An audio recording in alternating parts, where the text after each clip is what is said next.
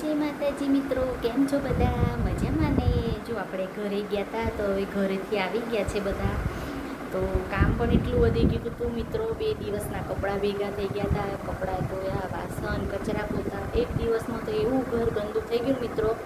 પવન નીકળ્યો હતો ને તો અહીંયા કોલસી નકરી ઉડીને આવી હતી. બોલો, અમારા પ્લાન્ટ નજીક પડે કે નહીં તો બહુ જ કોલસી આવી જતી. તો ઘરની બધી સાફ સફાઈ કરી આજે આખો દિવસ મારો નીકળી ગયો છે. બોલો મિત્રો, નવરા થઈ ગયા છે હવે. અને મારો છે ને એક વ્લોગ અપલોડ નહીં થયો મિત્રો, નેટવર્ક ઇસ્યુના કારણે. તો આજે આપણે કરીશું, બરાબર. જો આપણે છે ને કાલે ઘરે જઈને આવી ગયા છે. અમે એક જ દિવસ માટે ગયા હતા મિત્રો. અમે આવી ગયા છે. જો મારા મામાના ઘરેથી શું શું આવ્યું છે મિત્રો તમને બતાવું.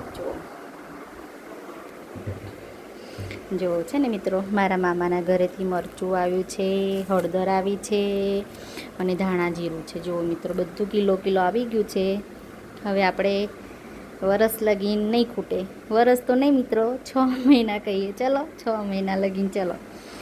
જો બહુ મસ્ત મળે છે ત્યાં આગળ મરચું, હળદર ને બધું ઘરે જ લોકો આપણને દળી આપે છે. મારા મામા લોકો તો ત્યાંથી જ લાવે છે. તો આ વખતે મામાએ મારા માટે પણ મોકલાવી દીધું છે મિત્રો. જો આપણા ઘરના જેવો સ્વાદ હોય, મસ્ત કલર નહીં, કંઈ કરતાં કંઈ જ નહીં. જો એટલું સરસ હોય છે ને મિત્રો. બધી ઘરનું જ, કશી ભેળસેળ નહીં આવે અંદર મિત્રો. જો મારા મામાએ મારા માટે મોકલાવી દીધું છે. હવે આપણે એને મસ્ત મજાના ડબ્બામાં ભરી દઈએ અને સરખું વ્યવસ્થિત રીતે ભરી અને ફિટ કરીને મૂકી દઈએ. કારણ કે ચોમાસું આવે છે તો બગડી ના જાય, એના માટે આપણે સરસ અને વ્યવસ્થિત રીતે મૂકી દઈશું એને ડબ્બામાં ભરીને. જો મિત્રો, હવે થોડો થાક પણ લાગી ગયો છે. 2 દિવસ ફર્યા અમે એટલે હવે થોડો આરામ કરીએ. જો તમને અમારો વિડીયો ગમે તો લાઈક એન્ડ સબસ્ક્રાઈબ કરજો. Thank you. જય માતાજી.